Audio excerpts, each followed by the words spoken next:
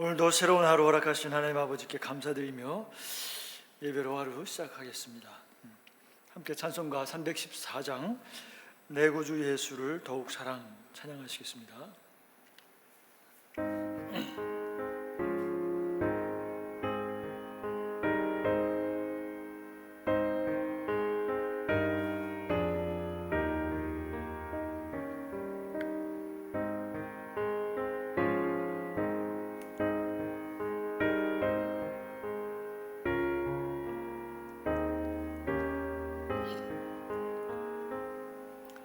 내 구주 예수를 더욱 사랑 엎드려 이는 말 들으소서.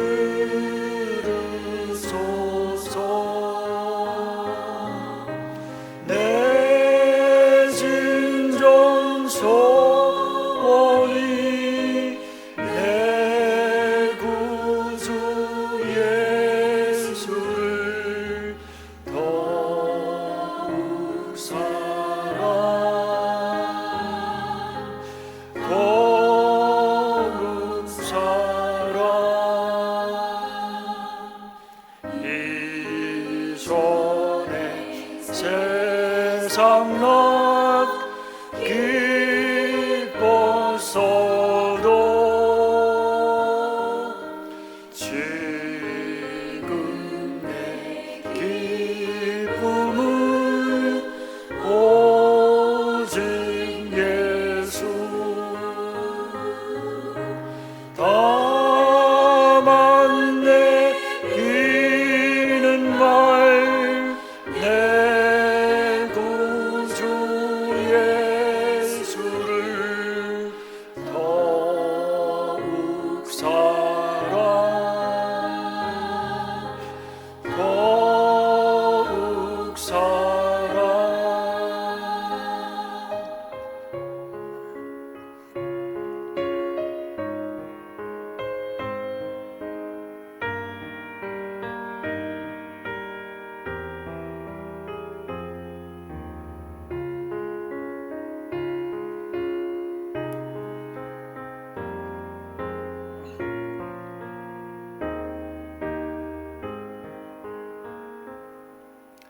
이 세상 떠날 때 찬양하고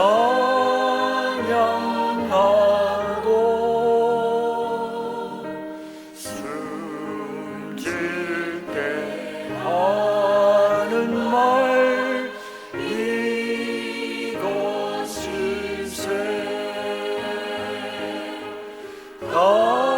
다만 내 기는 말 내 구주 예수를 더욱 사랑 더욱 사랑.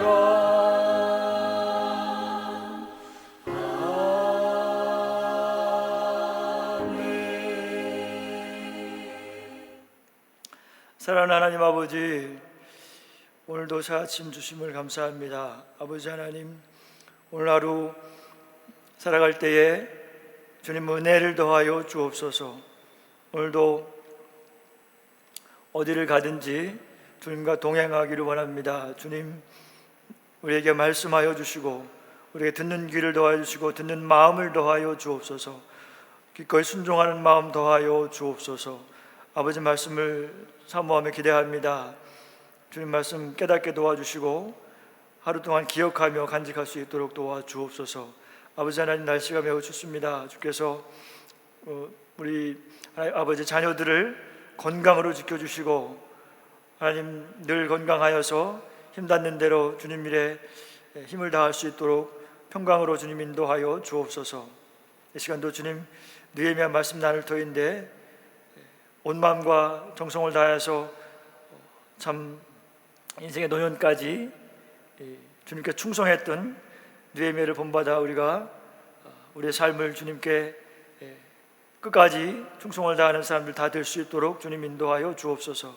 이 시간도 주님께 의지합니다. 우리 주님 예수님 이름으로 기도합니다. 아멘. 오늘 본문 말씀은 느헤미야 13장 1절로 9절과 14절 말씀입니다. 제가 봉독하겠습니다. 그날 모세의 책을 낭독하여 백성에게 들렸는데 그 책에 기록하기를 암몬 사람과 모압 사람은 영원히 하나님의 총회에 들어오지 못하리니 이는 그들이 양식과 물로 이스라엘 자손을 영접하지 아니하고 도리어 발람에게 뇌물을 주어 저주하게 하였습니다. 그러나 우리 하나님이 그 저주를 돌이켜 복이 되게 하셨다 하였는지라. 백성이 이 율법을 듣고 곧 섞인 무리를 이스라엘 가운데에서 모두 분리하였느니라. 이전에 우리 하나님의 전에 방을 맡은 제사장 엘리야십이 도비아와 연락이 있었으므로 도비아를 위하여 한 큰 방을 만들었으니 그 방은 원래 소재물과 유향과 그릇과 또 레위 사람들과 노래하는 자들과 문지기들에게 11조로 주는 곡물과 새 포도주와 기름과 또 제사장들에게 주는 거제물을 두는 곳이라. 그때에 내가 예루살렘에 있지 아니하였느니라. 바벨론 왕 아닥사스다 32년에 내가 왕에게 나아갔다가 며칠 후에 왕에게 말미를 청하고 예루살렘에 이르러서야 엘리야십이 도비아를 위하여 하나님의 전 뜰에 방을 만든 악한 일을 안지라.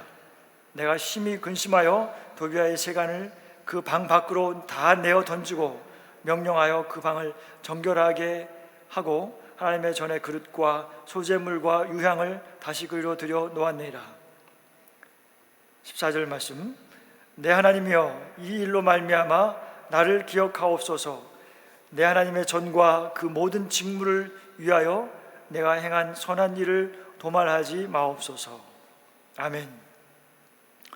본문 말씀 중심으로 오늘 느헤미야의 마지막 개혁과 기도라는 제목으로 함께 말씀을 나누겠습니다. 사람의 인격과 또는 품성은 하루아침에 형성되는 것이 아닙니다.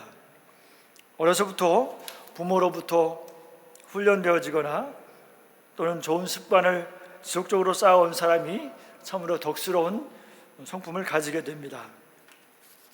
느헤미야는 참 덕스러운 성품을 갖춘 사람으로서 우리는 느헤미야에게서 많은 것을 배울 수가 있습니다. 그에게 배워야 할 미덕이 한두 가지가 아닌데요, 신중하고 또 인내하며 슬기롭고 온유하며 책임감이 강하고, 이런 모든 것은 오랫동안 실천해 왔고 습관을 들여왔던 것입니다. 느헤미야를 통하여서 우리도 느헤미야와 같은 성품을 갖추는 진정한 그리스도인들이 다 되시기를 우리 모두 소원합니다.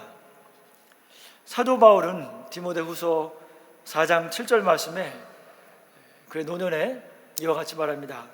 나의 선한 싸움을 싸우고 나의 달려갈 길을 마치고 믿음을 지켰으니, 달려갈 길을 마치고 끝까지 믿음을 지켜냈다고 하는 고백을 하였습니다.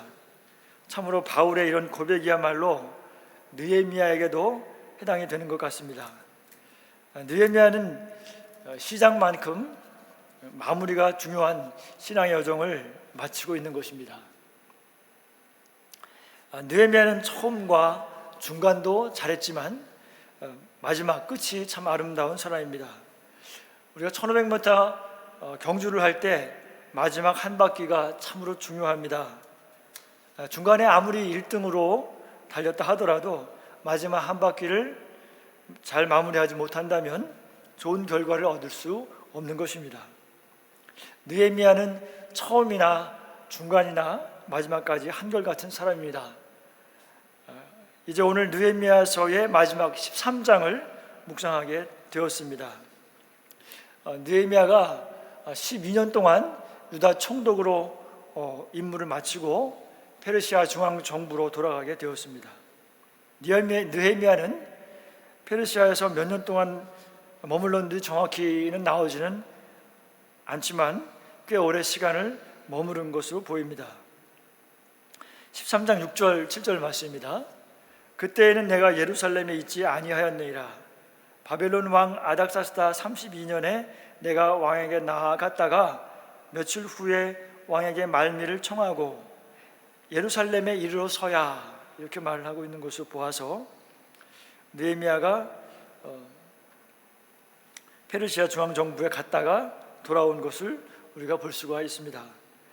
느헤미야가 돌아와 보니까 그 사이에 그동안 애써서 이루어놓고 세워놓은 새 예루살렘, 그 새 예루살렘 시민 정신은 다 어디론가 사라져버리고 이스라엘 하나님 나라 백성의 정체성을 다 잃어버리고 다시 그 이방 민족과 다를 바가 없이 되고 만 것을 볼 수 있었습니다. 바로 이러한 때에 느헤미야가 다시 개혁의 피치를 다시 올리는 것을 보여주는 것이 바로 13장 말씀입니다. 이전보다 더 강력하고 열정적으로 개혁을 추진하는 느헤미야를 볼 수 있습니다.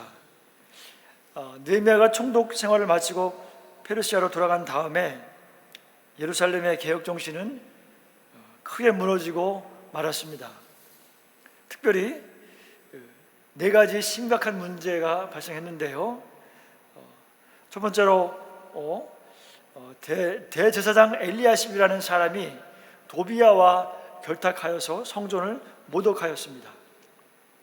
13장 5절 말씀에 보면 도비야를 위하여 한 큰 방을 만들었으니 그 방은 원래 소재물과 유향과 그릇과 또 레위 사람들과 노래하는 자들과 문지기들에게 11조로 주는 곡물과 새 포도주와 기름과 또 제사장들에게 주는 거제물을 두는 곳이라. 이스라엘의 원수였던 그 암몬 사람 도비야가 대제사장을 돈으로 매수해서 성전을 안방처럼 사용하고 있었던 것입니다.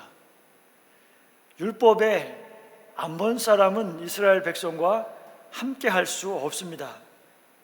13장 1절 2절을 보면 그날 모세의 책을 낭독하여 백성에게 들렸는데 이 책에 기록하기를 암몬 사람과 모압 사람은 영원히 하나님의 총회에 들어오지 못하리니 이는 그들이 양식과 물로 이스라엘 자손을 영접하지 아니하고 라고 말씀하고 있습니다.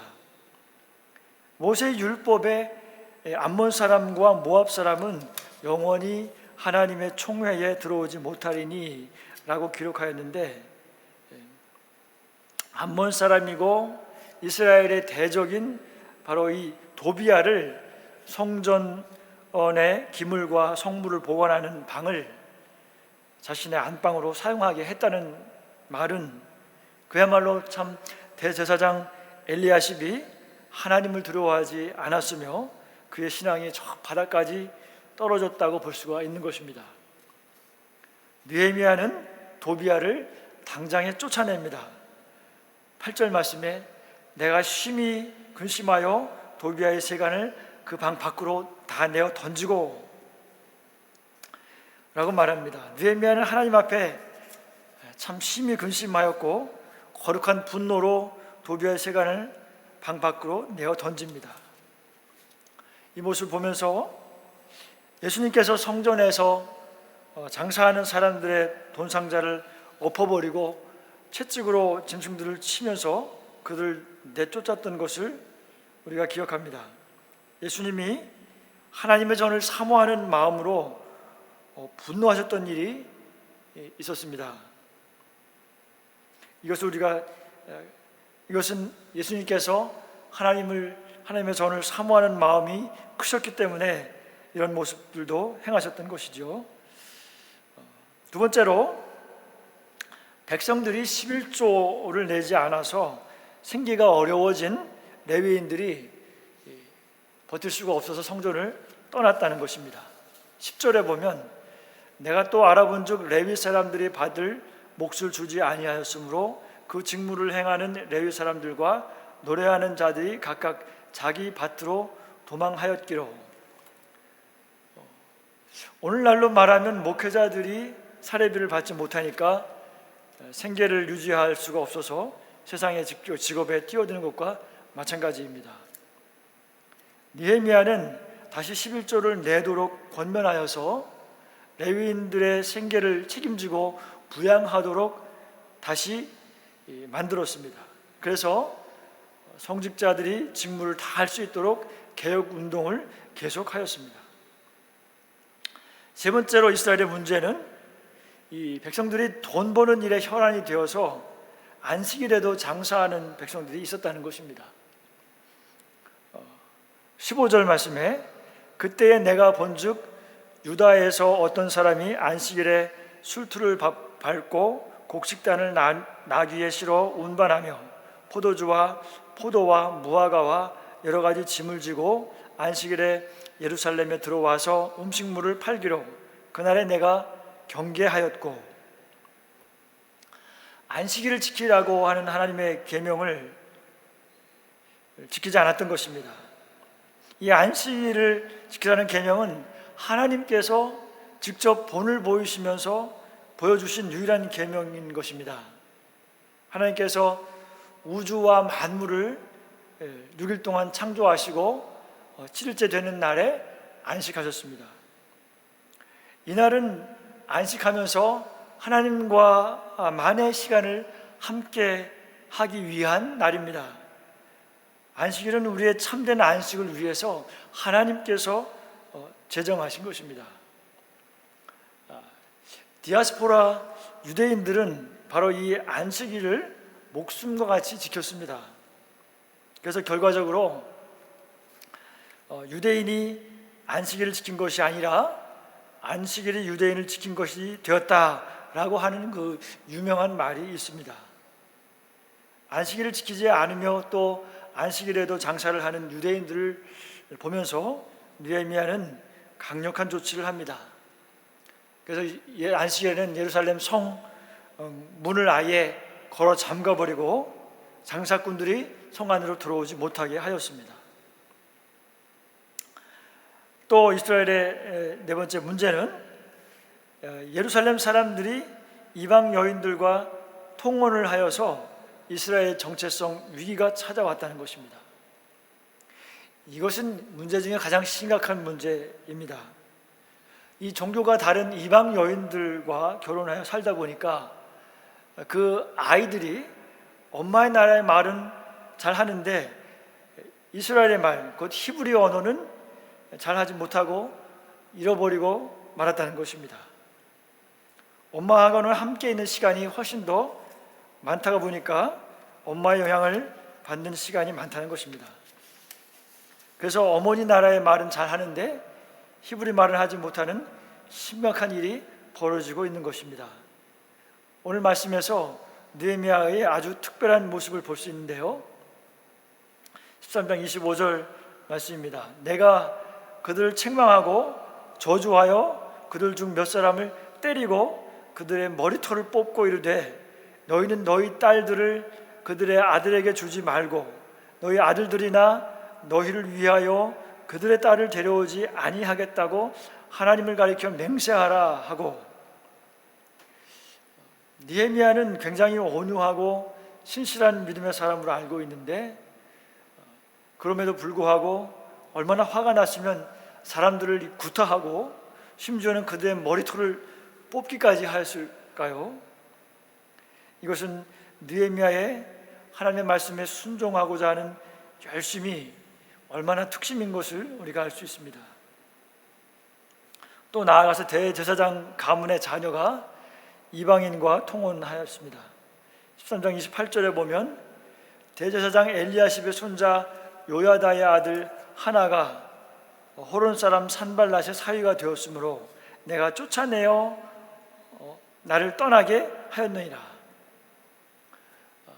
느헤미야가 그야말로 온 마음과 정성을 다해서 새 예루살렘을 다시 세우고 신앙을 회복시켜 놓았는데, 그 개혁을 이루어 놓았는데 이 대제사장이라는 사람까지도 율법을 지키지 않고 있는 것을 보았던 것입니다. 그래서 그 새 예루살렘 정신은 다 사라져버리고 땅바닥에 떨어져버리고 유다 백성들은 개혁한 정신이 유야무야 하게 되었고 이방인 민족과 구분이 안 되는 정체성을 상실한 모습을 보면서 느헤미야는 참을 수가 없어서 분노가 일어났습니다. 그래서 산발렛의 사위가 된 사람을 이스라엘에서 떠나게 하였습니다. 오늘 13장에서도 이 개혁을 알릴 때마다 느헤미야는 또한 기도를 하고 있었습니다. 14절의 말씀 보면 느헤미야는 언제나 하나님 앞에 기도하는 사람인데 때로는 조용한 묵상 기도를 하기도 하고 또 하나님 앞에 탄식하며 탄원하는 기도를 하기도 했습니다. 그래서 느헤미야는 하나님이 주시는 지혜와 능력으로 담대하게 모든 개혁을 행했던 것입니다. 13절 14절의 말씀 보면 내 하나님이여 이 일로 말미암아 나를 기억하옵소서. 내 하나님의 전과 그 모든 직무를 위하여 내가 행한 선한 일을 도말하지 마옵소서 라고 기도합니다. 성전에서 하나님께 드리는 제사가 사라졌고 레위인들이 성전을 떠나가서 성전을 그냥 내버려 두게 한 것을 이제 다시 또 개혁을 합니다. 레위인들을 다시 성전으로 돌아와서 제사를 드릴 수 있도록 11조를 다시 시작하게 하였고 백성들로 하여금 11조를 다시 하게 하였고 제사장 직분을 다시 세우고 레위인들을 다시 세웠던 것입니다. 그렇게 다시 성전에서 제사가 드려지도록 개혁을 하고 이제 하나님께 드리는 기도인 것입니다. 15절 말씀 이후에도 보면 안식일을 거룩하게 구별하여 지켜야 할 일들을 다시 또 회복시켰습니다. 그리고 이방 여인과 통혼한 것을 못하게 하고 다시금 그렇게 통혼을 못하도록 개혁을 하였습니다. 그리고 나서 이제 모든 개혁을 다 마치고 나서 또 느헤미야는 이렇게 기도합니다. 13장 31절에 보면 내 하나님이여 나를 기억하사 복을 주옵소서. 14절과 31절의 기도 내용은 어떻게 들으면 상당히 다듬어지지 않은 기도로 볼 수가 있습니다. 하나님의 사람으로 자신의 업적을 기억해 주시기를 구하고 복을 구하는 기복신앙처럼 볼 수도 있습니다. 그러나 느헤미야의 기도는 그런 기도가 아닙니다. 생명을 바쳐서 마지막까지 일생을 하나님께 충성을 다하여서 섬긴 느헤미야와 같은 하나님의 종으로서 드릴 수 있는 기도라고 볼 수 있습니다. 정말 느헤미야는 많은 고생을 하였습니다. 천신만고 끝에 참 역사책에서 사라져버리고 지도에서도 지워져 버린 끊어진 그 이스라엘의 민족사를 다시 회복시켰습니다. 그래서 민족의 그 정통성을 간신히 다시 이어지게 하였던 것입니다. 그렇기 때문에 느헤미야와 같은 사람이 이와 같은 기도를 할 수 있었던 것입니다. 그렇기 때문에 자신이 정말 평생을 거쳐서 충성을 다했던 그 한 일들을 하나님께서 기억하여 주시고 이제는 저에게 복을 주십시오 라고 기도할 수 있었을 것입니다. 이것은 어떻게 보면 가장 솔직한 기도입니다. 느헤미야와 사도 바울처럼 믿음의 거장들을 보면서 이와 같이 우리도 느헤미야와 바울과 같이 하나님 앞에 당당히 자신의 최선을 다하여 달려왔다고 고백하면서 기도할 수 있으면 얼마나 좋을까 하고 생각을 해봅니다. 이스라엘 재건을 위해서 끝까지 헌신하고 기도한 느헤미야서를 묵상하면서 나의 하나님 나를 기억해 주시고 나에게 복을 내려 주십시오 라고 기도할 수 있는 경지에까지 모두 다다를 수 있는 저와 여러분이 다 되시기를 예수님의 이름으로 축복합니다. 주기도문 하심으로 예배를 마치겠습니다.